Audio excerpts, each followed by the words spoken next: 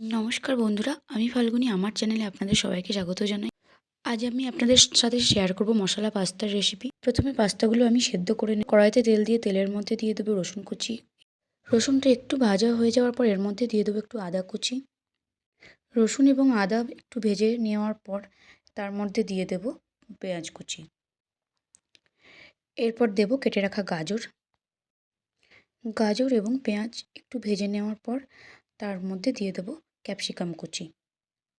গাজর এবং ক্যাপসিকাম একটু ভেজে নেওয়ার পর এরপর দেবো একটু টমেটো কুচি।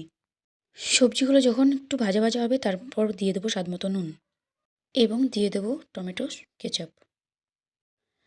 কেচাপ দেওয়ার পর একটু দিয়ে দেবো সয়া সস। সবজির সাথে মশলাগুলো মিশিয়ে এর মধ্যে দিয়ে দেবো সেদ্ধ করে রাখা পাস্তাগুলো। এরপর পাস্তাগুলো সব সবজি এবং মশলার সাথে একটু মিশিয়ে নেড়ে তার মধ্যে দিয়ে দেবো একটু পাস্তা মশলা।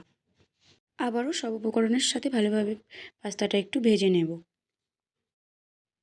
এরপরে দিয়ে দেবো একটু জিরে গুঁড়ো এবং লঙ্কার গুঁড়ো। আবারও সব মশলাগুলোর সাথে ভালোভাবে 2 মিনিট গ্যাসের ফ্লেম হাই রেখে ভেজে নেব। এরপর একটু লঙ্কার কুচি দিয়ে দেব।